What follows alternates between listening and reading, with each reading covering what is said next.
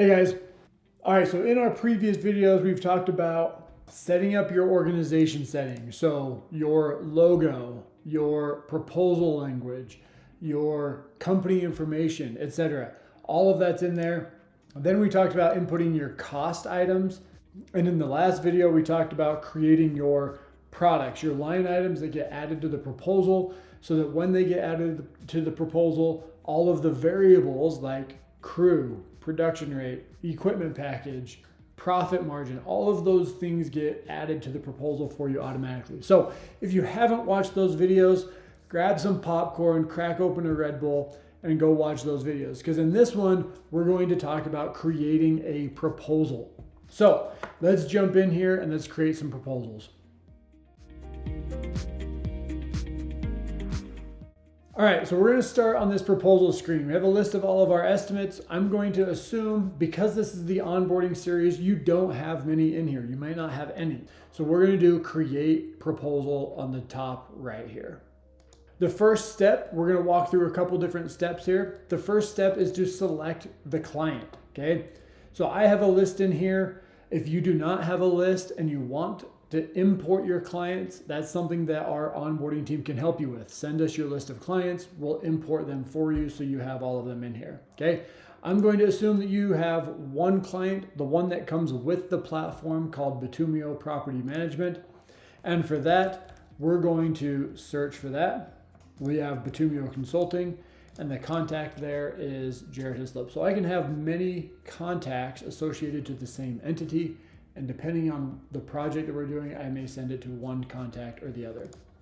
If you do not have the right client, I'm going to create it, where I can put the first name and last name of the contact, the email, we're just going to put jared@bitumio.com, and my phone number.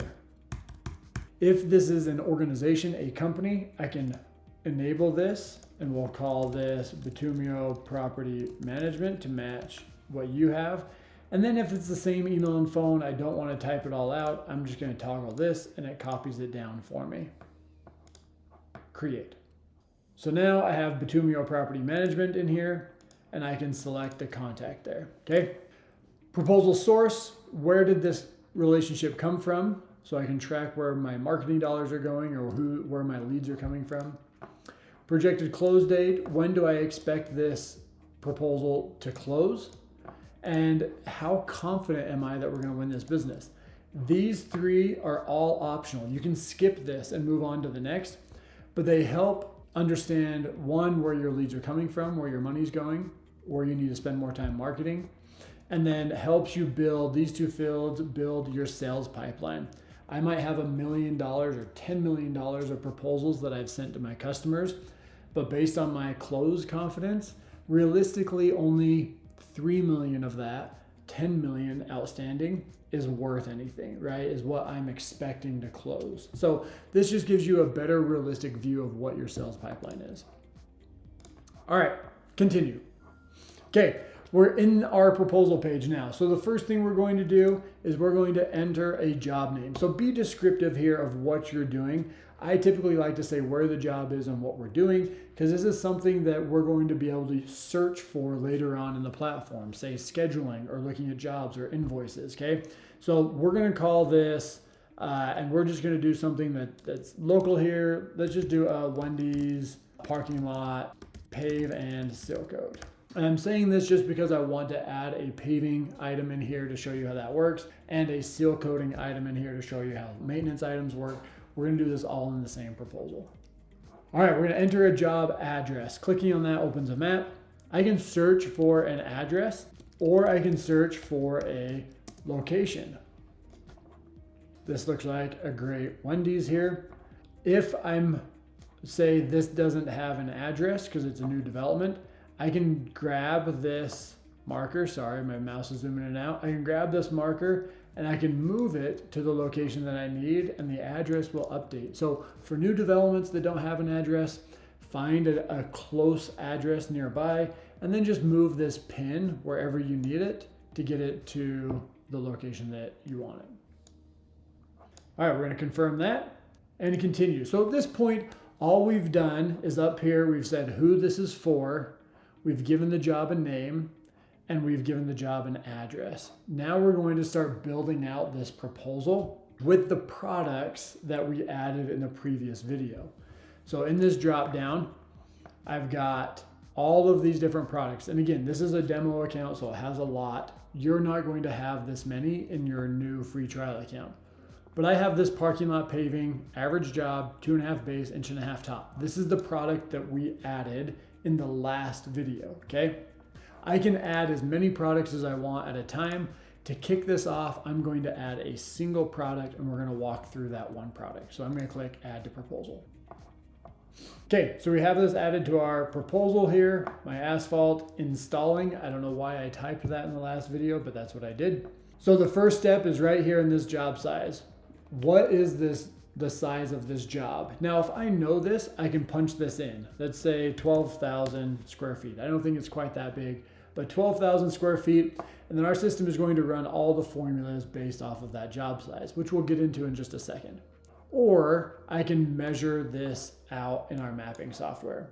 So I have all these options. There's a whole video on how to use our mapping software, so I'm not going to go into detail on this, but I can click this and I'm going to go around this parking lot. And I can zoom in and get more specific and granular.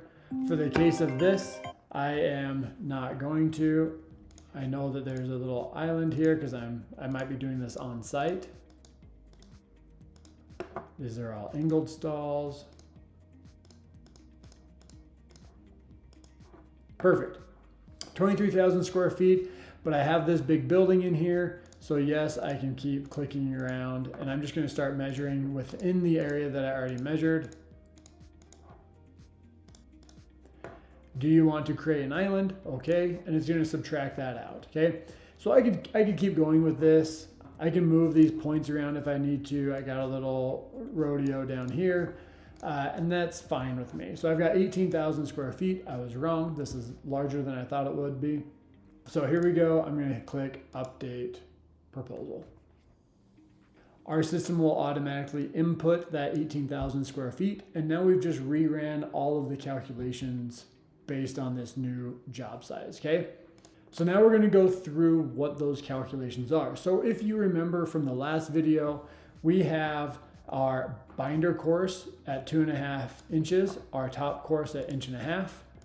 We added our roller, skid, and paver, our asphalt production crew, and our tack to this automatically. So all of those have been added to this proposal automatically for us. So if this job is 18,000 square feet and I'm doing 2.5 inches of binder and 1.5 inches of top, we know we need 290 tons of binder. We know we need 182 tons of top. And that gives me a total tonnage.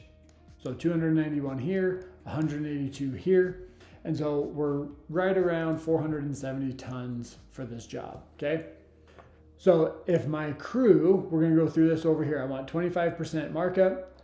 If my crew can do 40 tons an hour, that means I need roughly 12 hours of time for this job, okay? So again, the total number of tons I need divided by my production rate, 40 tons per hour, gives me how many hours this job should take. My travel time to and from the job, so we know the address of the job, and in your organization settings, 3 videos back, we input the address of your location. So we know the travel time between those 2 areas for your crew to get to and from the job. So this is just under an hour and a half to and from the job for my crews to get there, which would mean it's a little bit over 45 minutes one way. Round trip is almost an hour and a half, okay? This is the statement of work that I typed in. Remember the curly brackets, they'll get swapped out. So this will say, we will install asphalt over 18,200 square feet. We'll use up to the 470 tons of material, right? So those are gonna get added automatically for us.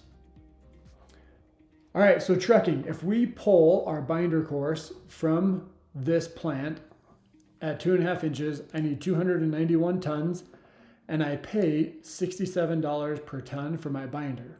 So my cost is $19,510 for my binder material. Same thing with my top. At 1.5 inches, I need 182 tons at $75 a ton. So my material is $13,650 for my top course. Now trucking. We've automatically added a strong arm because that was a setting that's set in my organization settings. But I can click this pencil icon and now I can configure trucking for both my binder and top course if I need. So this is the transfer truck round trip time from this plant to the job. It's slightly higher, just barely, coincidentally. It's slightly higher than the travel time for my crew. So 1.5 hours trucking time from the plant. If I change the plant, this would also change to the job. I've got 15 minutes load and unload time. I'm sitting at the plant for an average of 15 minutes and then I'm waiting to hook up to the paver for 15 minutes, or it takes 15 to unload this, okay? So my round trip time is almost 2 hours, right around 2 hours. So how we calculate this, right now I've got my strong arm selected.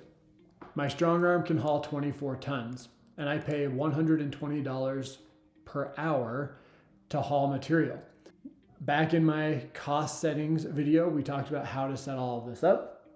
I need 40 tons per hour there because that's what my production rate is.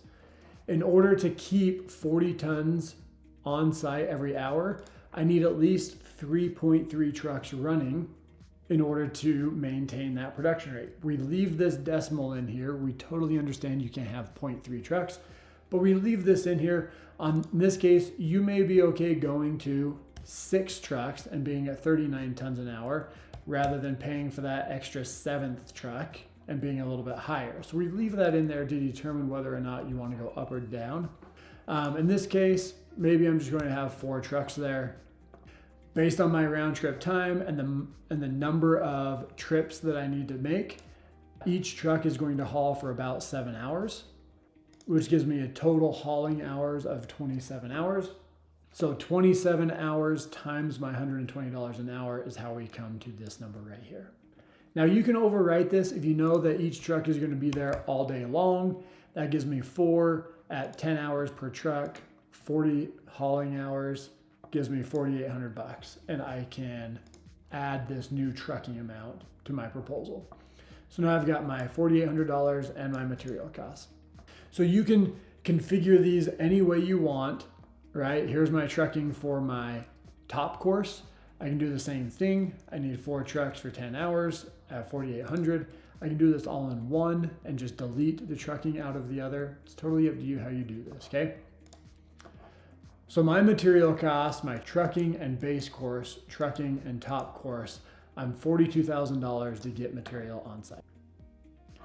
All right, so my equipment, I've got my travel time, so my mob time to get my equipment there, my job time, quantity, the rate for each piece of equipment, and so we have all of these costs to get to my equipment costs. Again, if you don't calculate equipment, this will be blank and you don't have to use this. My crew, their mob time, their job time, I have a quantity of 2 in this one. I only need 1 crew, so I can overwrite this. And so 1 at this gives me my labor cost. TAC. So we talked about this in the last couple of videos. I take my job size and multiply it by this ratio, by this number, this factor. I know I need 100 gallons of TAC. I pay $6.50 a gallon for TAC, and so I have my TAC cost.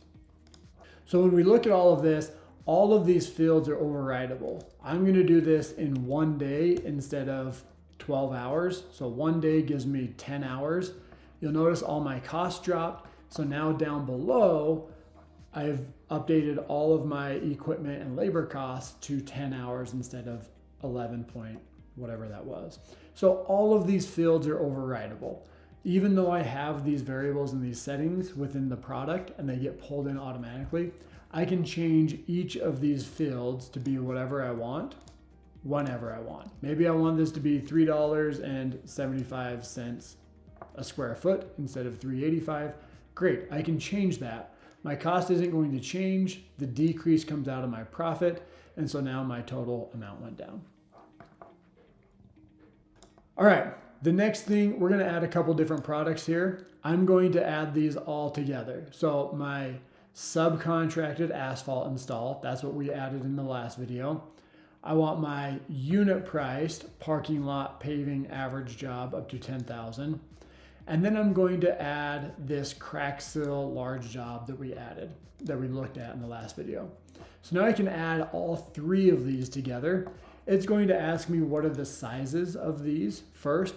And again, I can measure these on a map individually if I wanted to. For the sake of this, I'm just going to punch in this 18,200 into all of them and hit add to proposal. So we're going to talk about subcontracted first. Notice that there's none of those other settings in here. All I need is my sub cost. He's going to charge me $65,000. The sub name can be super paving sub. My markup, I want 10% on this still. And then their proposal ID, if I just want to track this in the future, they sent me proposal ID 12345.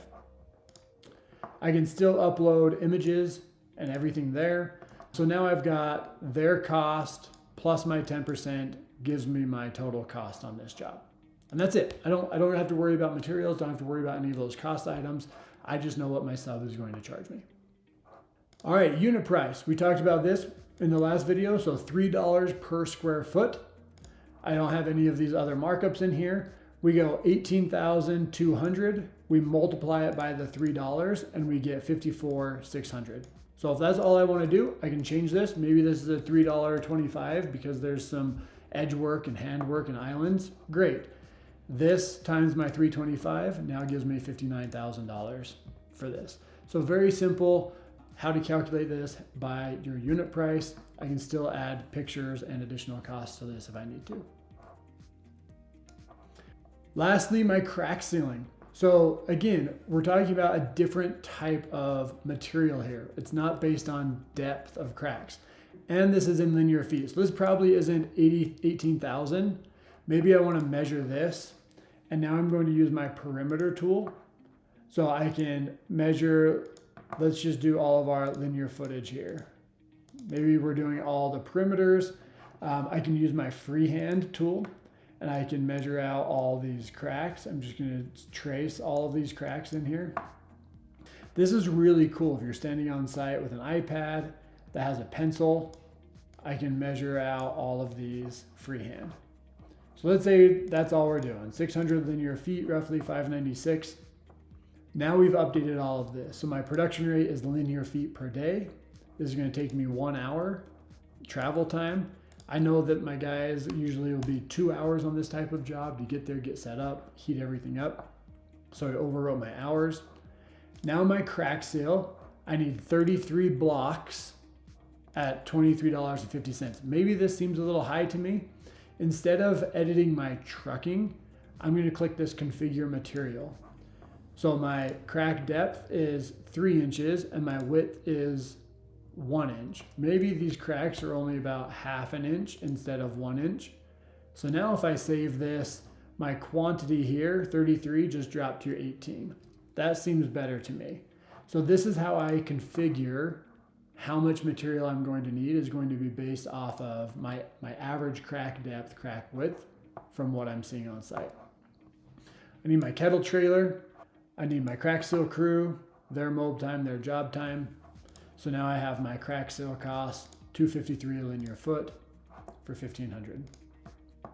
All right, so we've just created a proposal for a paving line item, which your grading, your excavating are going to be very similar to that. My paving line item, a subcontracted line item, a unit priced line item, that's just job size times my unit rate, and then I can add additional profit if needed. And then a maintenance item, which would be very similar between your crack seals, your seal coats, anything like that is going to behave like this very similarly. Now I'm ready to preview or send this. So I can click send proposal. I can make some changes. There's a whole other video about what all of these settings do. I can change the format. I can add attachments to this, add additional recipients, change the email that gets sent to the customer, either the subject line or the body of the email if you want to add some information that you talked about. I can change my proposal terms that go onto this. Maybe I need to update, add my seal coating terms to this, and maybe my net 30-day payment terms doesn't apply. Maybe I want 15-day terms on this. So I can adjust what terms go into this proposal, preview it, and then I can send it to the customer, and that'll get sent in a electronic copy for them to have. All right, hopefully this was helpful, explained how to create a proposal, how to go through all those settings. We'll continue down in our next video with winning and scheduling this proposal and keep you going through the onboarding series. But thanks for watching.